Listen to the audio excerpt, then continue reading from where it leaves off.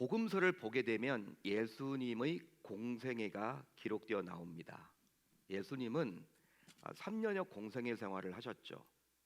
3년여 공생애. 그러니까 30세의 나이에 이제 공적 생활을 시작하셨습니다. 그리고 나서 이제 33세 정도 때 십자가에 달려 죽으셨고 3일 만에 부활하셨습니다. 자, 부활하사 이제 하나님의 아들로서 이 땅에 오신 목적을 모두 이루어내셨어요. 그게 바로 예수님의 생애셨습니다. 자, 3년의 공생의 기간 중 예수님이 개인적으로 특별히 아끼고 사랑했던 가정이 있었는데 바로 나사로의 가정이었습니다. 특별히 아낀 것 같아요. 말씀을 보게 되면. 지금 우리는 누가복음을 살펴보고 있는데 여러 다른 복음서를 봐도 예수님께서 이 나사로를 정말 사랑했구나 느낄 수가 있을 정도로 나사로를 아꼈습니다. 어느 정도 아끼고 사랑했냐면 병들어 죽었던 나사로를 소생시켜 주셨죠. 자, 나사로의 집은 예루살렘 근처 베다니란 마을이 있었습니다. 베다니. 자, 이 베단이란 동네는 수도 예루살렘에서 아주 근접한 곳에 위치해 있었어요. 한마디로 수도 서울에서 우리 광명철산동은 걸어서 다닐 수가 있잖아요. 광명철산동에서 수도 서울까지는 걸어서 다닐 정도이기 때문에 여러분 생각을 해보면 이 광명시 철산동 지역이 이 베다니와 같은 곳이다라고 보셔도 좋습니다. 그만큼 수도와 가까이에 있던 곳이었어요. 자, 따라서 예수님께서 수도 예루살렘에 가실 때 특별한 일이 없으면요 바로 나사로를 만나곤 했죠. 더욱이 나사로에게는 두 누이가 있었는데 바로 누구였습니까? 여자 동생 둘이 있었는데 누구였어요? 마르다와 마리아였습니다. 물론 그녀들도 살아가는 오빠를 살려주신 예수님을 극진히 대접하고 대했죠. 좋아했죠. 따랐죠. 자, 오늘 말씀의 배경 역시 예수님께서 나사로의 집을 방문했을 때 벌어진 일입니다. 근데 다른 복음서에는 나와 있지 않아요. 유독 누가복음에만 기록이 되어 나옵니다. 자, 그런데 그 집에 나사로는 보이지 않았고 희한하게도 나사로의 두 누이였던 마르다와 마리아만 있었습니다.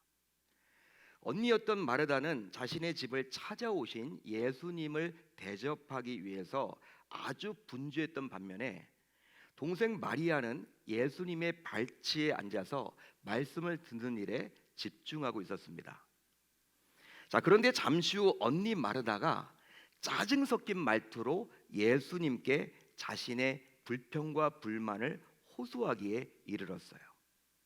자, 오늘 말씀 40절을 볼까요? 우리 한번 같이 읽어봅니다. 40절 시작. 마르다는 준비하는 일이 많아 마음이 분주한지라 예수께 나아가 이르되 주여 내 동생이 나 혼자 일하게 두는 것을 생각하지 아니하시나이까 그를 명하사 나를 도와주라 하소서. 아멘. 자, 저자 누가는 표현을 점잖게 하고 있는 거예요. 여러분 방금 전 읽었던 이 40절은 어떠한 의미를 담고 있냐면 저자 누가는요 표현을 점잖게 하고 있지만 어떤 말이냐면요, 주님, 저는 준비하는 일이 너무나도 많아서 몹시 분주한데 내 동생 마리아는 혼자 주님의 발치에 앉아서 아무것도 하지 않습니다. 제발 바쁜 저를 이 동생이 좀 돕도록 좀 이야기를 해주세요. 너무나 얄밉습니다. 에? 제가 봐도 너무나 얄미워요. 이럴 수는 없는 거예요. 주님께서 뭐라고 좀 이야기를 해주시면 좋을 것 같아. 이건 말이 안 되는 겁니다. 주님, 저 지금 너무나 속상합니다. 제 동생에게 우리 주님께서 좀 가서 언니를 도와라, 이런 말을 좀 해주세요. 아마도 마르다는 친동생 마리아가 몹시 얄미웠던 것 같아요. 친동생 마리아인데 너무 얄미운 거예요. 그러니까 콕 쥐어받고 싶은 거죠. 자, 그래서 이제 손님으로 오신 예수님께 다소 무리한 요청을 합니다. 여러분, 무리한 요청이죠. 손님으로 모셨는데 손님에게 어떻게 그런 요구를 할까? 여러분, 당시 마르다가 얼마나 힘들었으면 주님에게 달려가서 이런 하소연을 하겠습니까? 그렇다면 자신의 집에 오신 예수님을 정성껏 대접하려는 마르다의 심정과 노력을 왜 동생 마리아는 못 본 척 외면하고 있었을까요? 실제로 동생 마리아는 언니 마르다가 무엇 때문에 분주한지 모르지 않았습니다. 여러분, 집이 커도 얼마나 커겠습니까? 언니가 여러분 막 바쁘게 움직이는 것들을 다 눈으로 보죠. 그거 모르지 않죠, 여러분. 딱 보면 아는 거예요. 더욱이 이 집은 나사로의 집이지만 그들 모두 오라비와 함께 살았기 때문에 마리아의 집도 되고 마르다의 집도 되는 거예요. 여러분, 나사로의 집이지만 자신들도 그 집에 살고 있기 때문에 마르다의 집도 되는 것이고 마리아의 집도 되는 겁니다. 이런 의미에서 볼 때 예수님께서 마리아의 집을 방문한 것도 사실이죠. 따라서 마리아 역시 언니인 마르다를 적극적으로 도와서 손님으로 와 계신 예수님을 접대하는 것이 마땅하지 않을까요? 여러분, 온당하지 않을까요? 여러분, 어떻게 생각하세요? 예수님이 오셨는데. 더욱이 당시 마르다를 힘들게 하는 것이 한 가지 더 있었어요. 그게 뭐냐? 그게 뭐냐? 그것은 바로 오늘 말씀 41절로 42절을 보면 알 수 있죠. 41절로 42절을 보면 알 수 있지만 자신의 사정을 들었던 예수님께서 힘든 마르다를 격려하고 토닥여주면 좋을 텐데 오히려 마르다의 분주함을 유난을 떠는 것처럼 말씀하셨기 때문이에요. 자기 편을 안 들어줘요. 마르다의 편을 들어주면 좋을 텐데 마르다가 여러분 뭐 잘못된 이야기 한 게 아니거든요. 여러분, 지극히 상식적인 이야기를 하고 있는 거거든요. 마르다야, 왜 많은 일을 하느라고 분주하고 걱정과 근심을 사서 하냐? 차라리 일을 줄여서 해. 그리고 내 동생 마리아는 자기가 좋은 일을 하도록 그냥 내버려둬. 이렇게 이야기를 했단 말이에요, 우리 주님께서. 여러분, 이 마르다의 입장에서는요, 우리 주님으로부터 그래도 토닥여 주고 싶은 우리 주님의 그러한 그래도 너 얼마나 힘드니? 예? 내가 네 마음 알아. 여러분, 좀 이렇게 알아줄 줄 알았는데 우리 주님으로부터 이런 얘기 듣지를 못했어요. 오히려 여러분 어떤 이야기 들었습니까? 너 왜 이렇게 바빠? 뭐 때문에 염려가 있어? 걱정이 있어? 일 좀 줄여, 일 좀 줄여. 그 네 동생 그냥 놔둬. 그렇게 말을 했기 때문에 그냥 동생 편을 들어버리는 것처럼 느껴져요. 이것 때문에 여러분 마르다 입장은요 더 속상하죠. 여러분, 정말 야속한 예수님이 아닙니까? 여러분들은 어떻게 생각하세요? 야속하다 못해 어떤 여러분 모습처럼 보여져요? 매몰찬 느낌처럼 느껴지지 않습니까? 예수님이. 만약 이런 예수님이라면 여러분들도 어떤 문제가 생겼을 때 예수님께서 그 문제를 해결해 주기는커녕 외면해 버릴 텐데 그래도 여러분 상관없는 일인가요? 자, 그렇다면 왜 모두 마르다의 상황과 심정을 몰라주는 것일까요? 피를 나눈 친동생인 마리아도 몰라주었고 자신이 가장 먼저 영접해서 집으로 모셨던 예수님조차도 왜 그리 매몰차게 나오는 것일까요? 이 말씀을 들은 여러분들이 당시 마르다였다면 여러분들의 마음은 과연 어떨 것만 같습니까? 여러분, 이제 성도인 우리가 주목해야 할 부분이 있습니다. 오늘 말씀을 통해서 말씀을 읽어 내려가면서 주목해야 할 부분이 있는데 그것은 바로 무엇이냐면 예수님께서 과연 무엇 때문에 마르다를 향해서 이런 야속한 말씀을 하셨을까? 우리는 생각을 해봐야 하는 거예요. 한마디로 왜 예수님은 마르다에게 그리 매몰차게 이야기를 해주셨던 것일까? 그런 이야기를 왜 해주셨던 것일까? 그냥 가만히나 있지. 예? 가만히나 있으면 중간이라도 가잖아요. 근데 여러분, 이런 이야기를 왜 우리 주님은 해주셨을까? 성도인 우리는 이 질문에 대해서 곰곰이 생각을 해봐야 하는 거예요. 그러면 무슨 이유에서입니까? 여러분, 무슨 이유 때문에 예수님은 매몰차게 이 마르다에게 이런 이야기를 하고 있는 것일까요? 그것은 바로 마르다식 사고와 생활 방식을 고집하지 말라는 뜻을 전하기 위해서입니다. 실제로 마르다는 집안에 들어온 예수님을 대접하기 위해서 식사를 비롯하여 이것저것 준비하느라 정신없이 분주했어요. 예수님에게 뭘 드리면 좋을까? 예수님 식사. 예수님이 한식을 좋아하실까? 일식을 좋아하실까?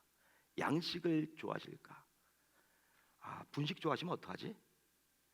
밥은 먹고 뭘 이렇게 과일은 깎아놓지? 차는 어떤 걸로 준비하지? 혹시 주무시고 가시면 침구는 어떤 걸로 준비를 해야 되지?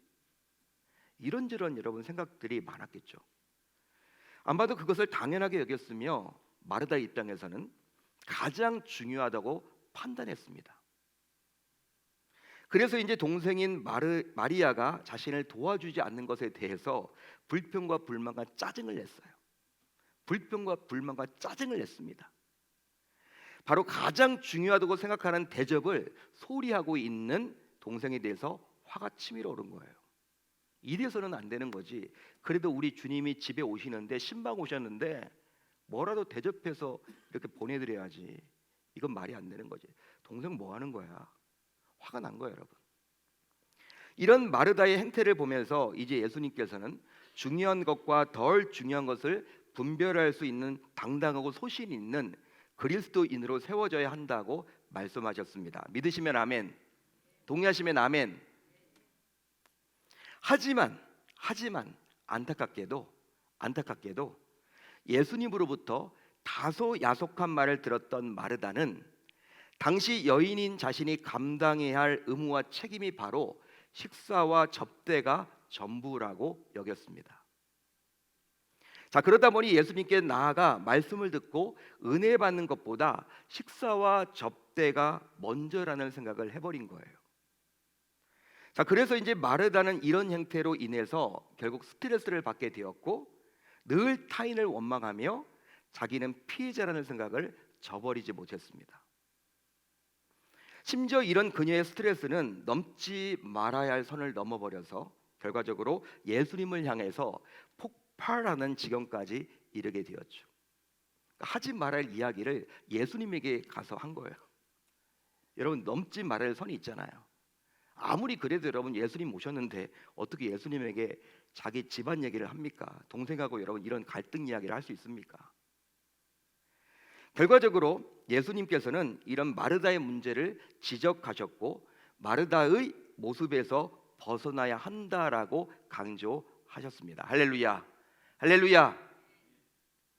하지만 예수님께서는 마르다를 정죄할 마음이 전혀 없으셨고 단지 마르다가 하루빨리 깨닫기를 원하셨어요. 자, 그랬기에 예수님은 마르다를 부르면서 어떻게 부릅니까?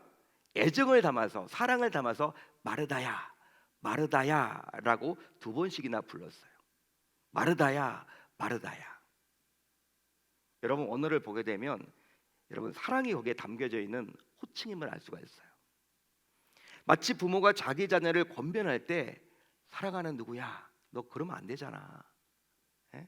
너 이렇게 보는 건 어떨까? 아들아, 누구누구야. 딸아, 누구누구야. 아, 이러면 안 돼. 이렇게 여러분 이름을 부모가 사랑스럽게 불러주는 것과 마찬가지인 거예요. 여러분, 이처럼 마르다는 많은 일로 인해서 자신을 돌보거나 살아가는 모습을 잃어버린 여인의 모습을 그대로 보여주고 있습니다.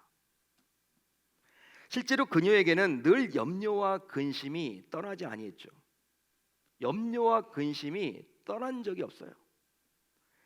실제로 그녀에게는 늘 염려와 근심이 떠나지 않았는데 그 이유는 바로 자신보다도 타인을 생각하느라 항상 염려와 근심이 뒤따랐기 때문이에요.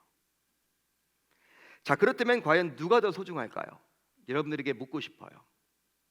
누가 더 소중합니까? 내가 소중합니까? 그게 아니면 타인이 소중합니까?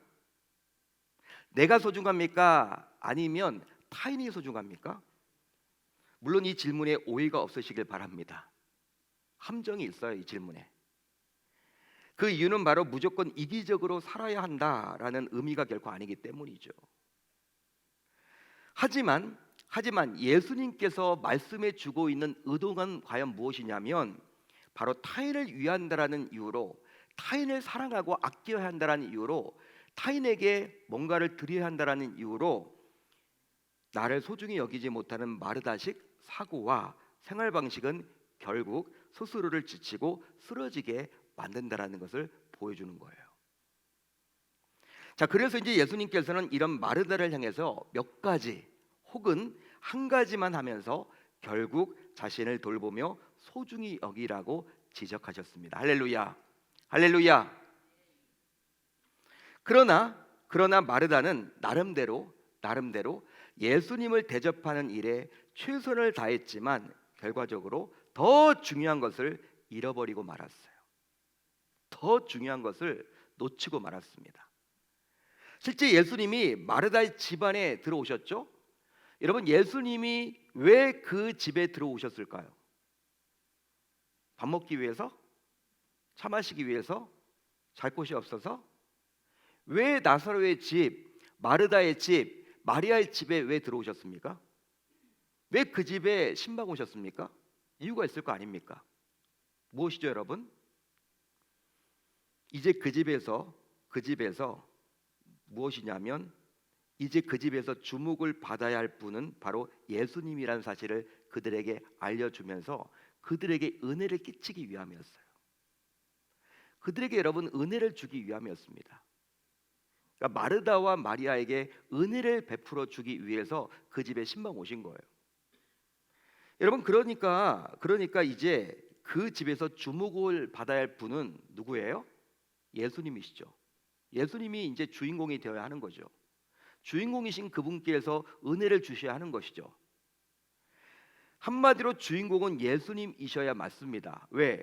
그분이 여러분 인생의 주인공이고 그분이 여러분 그 집에 신방 와서 말씀으로 이제 은혜를 베풀어 주는 분이기 때문에. 하지만 오늘 말씀을 잘 보시면 마치 마르다가 주인공처럼 되어 버렸죠. 마르다가 주인공처럼 되어 버렸어요. 오늘 말씀을 잘 읽어 보시면 마르다가 여러분 거의 그냥 중심에 있어 거의. 여러분 한번 잘 생각을 해 보십시오. 이 집에 들어오신 목적은 예수님께서 제가 아까도 말씀드렸다시피 여러분 그 집의 구성원들에게 은혜를 베풀기 위함이라고 제가 말씀드렸어요. 그런데 마르다는 이런 예수님의 의도를 읽어내지 못하고 어떻게 했습니까? 식사나 접대나 해서 돌려보내라고 했다라는 거예요. 식사나 접대 정도나 해서 돌려보내려고 했다라는 것입니다. 한마디로 예수님께서는 마르다와 마리아 모두 우선 말씀을 듣는 일에 힘쓰기를 원했지만 마르다는 말씀을 듣는 동생 마리아를 오히려 비난하고 어떻게 했습니까? 정죄해 버렸죠.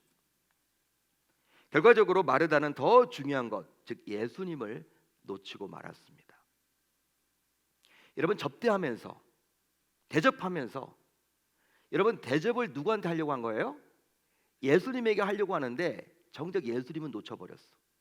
잃어버렸어. 예수님께 대접을 한다고는 하지만 예수님의 의도를 정확하게 읽지 못한 거예요. 예수님은 그 집에 와서 말씀을 통해서 그들과 교제 나누기를 원했고 그들에게 은혜 베풀기를 원했어요. 근데 여러분 그게 아니라 어떻게 해서든지 이 예수님께 잘 먹여서 대접하는 것에 너무나 신경을 많이 쓰다 보니까 정작 중요한 예수님의 말씀을 놓치고 예수님을 놓쳐버렸습니다. 그게 바로 누구였다라는 거예요? 마르다의 모습이죠. 그랬기에 예수님께서는 동생 마리아가 더 좋은 편을 택했다고 다음과 같이 말씀하시며 정말 무엇이 중요한지를 지적하셨습니다. 마리아는 이 좋은 편을 택하였으니 빼앗기지 아니하리라. 아멘. 마리아는 이 좋은 편을 택하였으니 빼앗기지 아니하리라. 사랑하는 성도 여러분,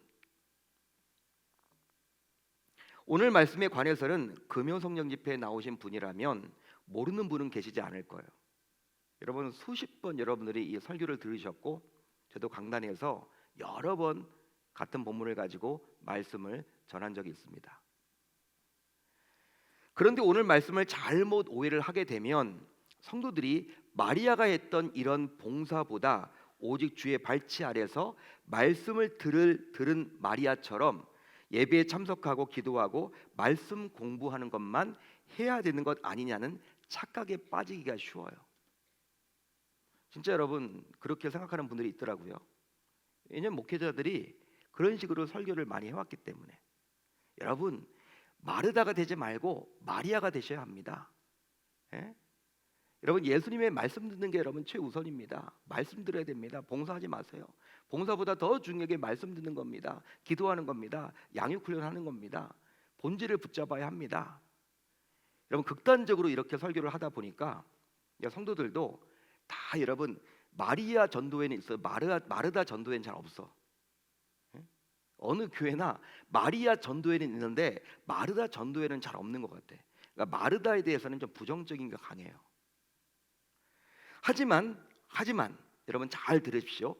아름답고 바른 성경적인 교회가 되려면 당연히 자발적으로 어느 누군가는 나서서 봉사를 할 때 제대로 예배를 드릴 수도 있고 기도에도 인도하고 각종 양육 훈련도 할 수 있는 것입니다. 그래서 교회가 더욱더 교회다워서 교회가 성장하고 부흥할 수 있는 거죠. 어느 누군가는 해야 되는 거야.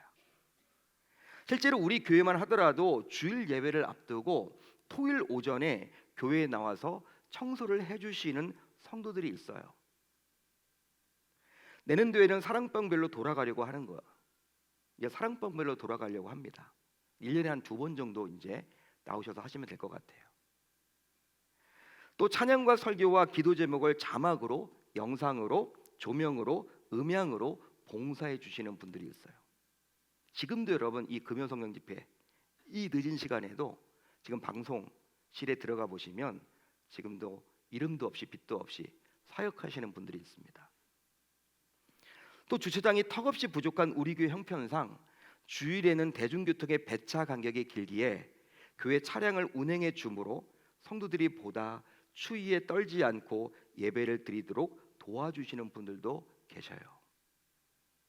또 이른 새벽부터 나와서 찬양대로 섬겨주시는 찬양 대원들도 있죠. 또 눈이 오나 비가 오나 추위와 더위에 상관없이 차량을 안내해 주시고 주방에서 봉사를 해주시고 주일 예배마다 중보기도실에서 예배를 위해서 중보하시는 분들도 계십니다. 여러분들이 그런 봉사가 있는지도 모를지도 몰라요. 매 예배 때마다 2부, 3부 예배 때마다 우리 지하 1층의 중보기도실에서 열심히 대표 기도를 하는 장로님들을 위해서 기도하고 찬양대를 위해서 기도하고 말씀을 위해서 기도하고 예배 분위기를 위해서 기도하고 적극적으로 예배 중보기도를 하시는 분들이 있다라는 거예요. 또 다음 세대 교사로 헌신하시는 분들도 여러 계시죠. 또 남들이 알아주지 않지만 열심히 묵묵히 자리를 지키는 재정부원들과 새가족 부원들, 예배 안내팀 등 정말 다양한 부서에서 많은 분들이 수고해 주심으로 제가 말씀을 편하게 전할 수 있는 것 같아요. 도와주시기 때문에. 따라서 이런 수많은 봉사자들의 수고 헌신으로 예배면 예배, 기도회면 기도회, 양육 훈련이면 양육 훈련을 교회에서 감당할 수가 있는 거죠. 그러기에 만약 이런 봉사자들의 자발적인 수고와 헌신이 없다면 저를 비롯하여 교육자들이 그 일을 감당하느라 정작 말씀과 기도를 등한시할 수밖에 없는 거예요. 그렇게 되면 결국 손해는 양질의 영적 말씀을 공급받지 못하는 성도들의 몫으로 돌아갈 수밖에 없다는 사실입니다. 그러기에 예수님께서 마르다를 책명한 것은 봉사를 하지 말라는 의미가 결코 아닙니다. 할렐루야. 할렐루야. 여러분들이 착각이 없으셔야 돼요. 오늘 말씀을 오해하시면 안 돼요. 바로 봉사를 하되 마르다식의 사고와 생활 방식으로 하지 말라는 거예요. 이런 식으로 하지 말라는 거예요. 자, 그렇다면 지금 나는 과연 어떤 식으로 봉사하고 헌신하고 있습니까? 스스로에게 한번 물어보면 좋을 것 같아요. 혹시 마르다처럼 자기를 잃어버리고 타인을 위해서 희생하면서도 기쁨 대신에 그냥 고통으로 점철된 신앙생활을 하고 계시지는 않으십니까?